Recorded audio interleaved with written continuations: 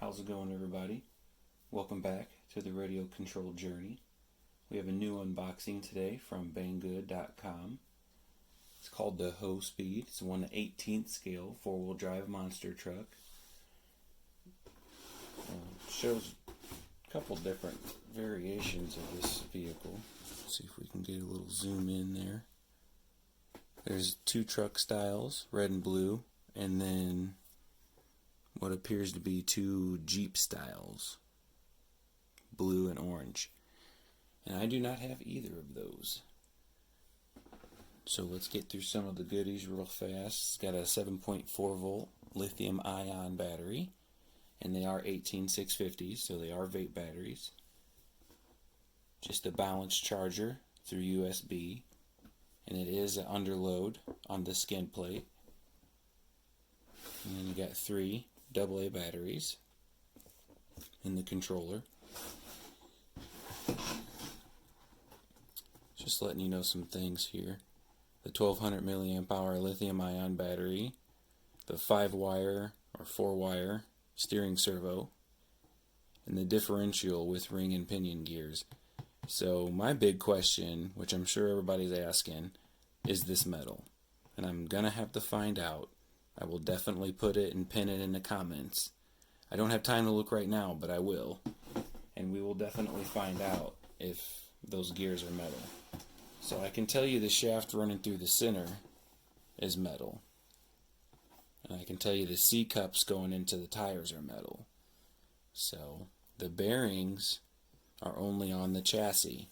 Inside the wheels there's bushings. So the box did get pretty banged up. It's not looking the best. So without further ado, let's get inside and see what we have. Now, I really enjoy 18 scales. I used to own a Team Associated 18 MT, and that thing was a beast. I put the 1/18 scale Mamba brushless system on it, and this was, oh gosh, well over probably 12 or 13 years ago. And the thing was a monster, so I'm a big fan of the 18 scales. And this guy already looks like an E-Revo 2.0. Pretty much identical, other than the wishbone suspension. So that's kind of cool.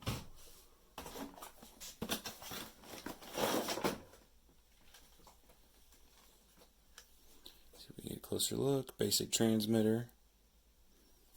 They do give you steering trim, on-off switch. Nice little foam grip. This is proportional. It does have wishbone suspension, full-time 4-wheel drive.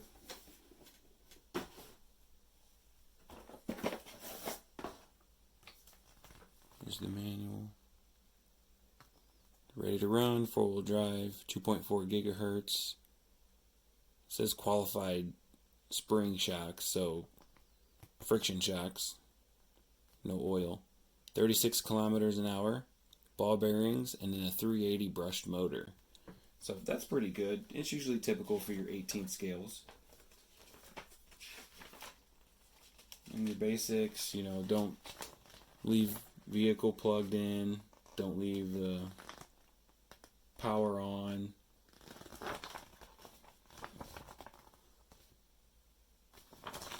Don't run it when it's too dirty.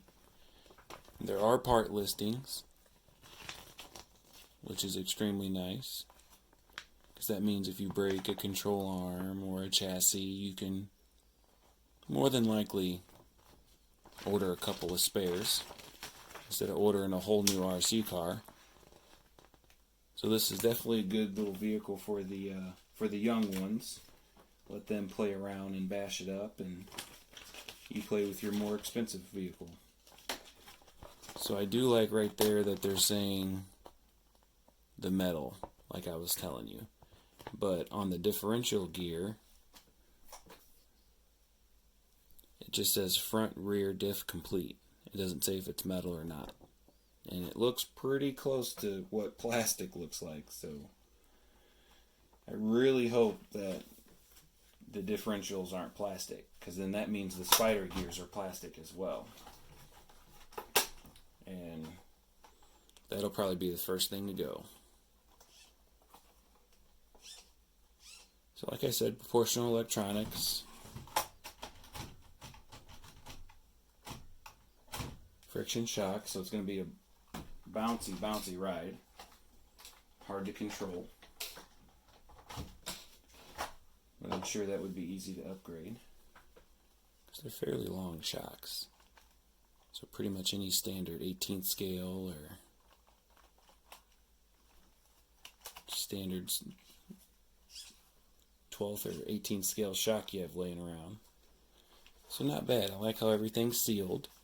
You load the battery in from the bottom, so unless you're working on it, you should never really get to the top. But there's the motor. Might cut more vents out. I plan on giving this to my nephew, so it's probably going to be floored all the time. Same thing with the speed controller and receiver. I feel like that needs some air. So, but it is nice. It's all sealed. 5-wire servo. So if that's the first to go, that's a bummer, because you either need to order a new 5-wire servo or just switch all the electronics over. And then you're making room for a receiver, speed controller. So now the dog bones are plastic with the metal couplings. All the control arms are plastic. I don't know if you can see that gleam in there. That's the metal center drive shaft going through it. Fairly smooth skid plate. You can tell the main spur gear going down the shaft needed clearance right next to the battery tray. Unfortunately, you do need a tool to remove the battery tray, but that helps with not losing it and making sure it's always there to protect your battery. So not bad. Diffs are pretty open. Gear mesh feels nice. I always check my gear mesh on RTR RC cars before I run them. Yeah, that's a pretty strong motor. This thing's definitely gonna... Let me charge the battery up and plug her in, and let's see what she has to offer. So here's the lithium ion, 1200 milliamp hours, 7.4 volt. Of course with two 18650s. So it should be easy to modify a battery if you had some laying around, which I ended up doing. So now these are 35C, 3000 milliamp hour. So pretty good batteries. You can definitely tell the difference for sure. I would hate to fry the small ESC in this, so definitely do it at your own risk. Be very careful. Here's the USB charger. Has a red light for when it's plugged in, and a green light will flash when it's charging. It says about 2 to 3 hours of charge to get about 20 to 15 minutes of runtime. Of course, depending on how you drive it. Now, I do like how they give you room to fold your wires in, and your balance plug, and your battery wire, and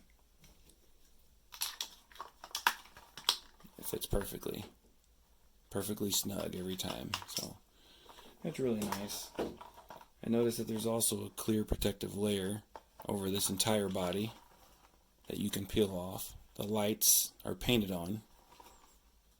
They're not stickers, so you don't have to worry about lifting those up. And yeah, I mean, this looks exactly like an eRevo 2.0. So as you can see, pretty close. Almost identical. Other than the wishbone suspension compared to the cantilever suspension.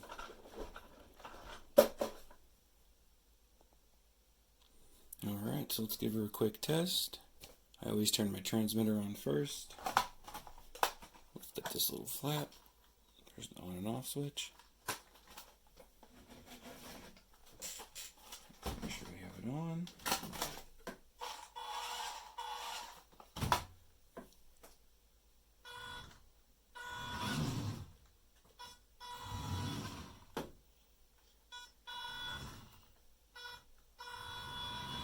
Yeah, it goes a lot slower than I thought it would.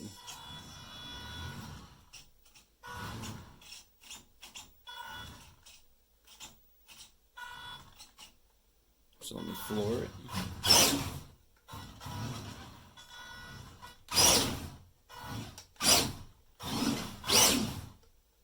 So it definitely doesn't let you mash it from reverse to forward. It gives you a little break to save the drivetrain. But it's definitely doing a four-wheel peel.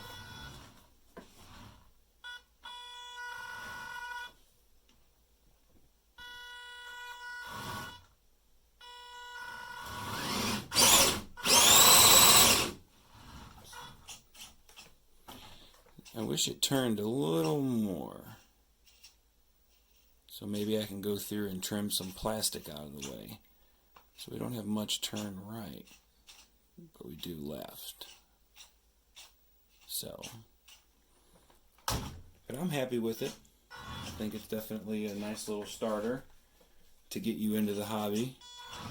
It seems like it needs a speed controller reducer, because I feel like it is going to go pretty fast for someone that's driving for the first time. Get their left and rights mixed up and then smash, next thing you know, into a tree.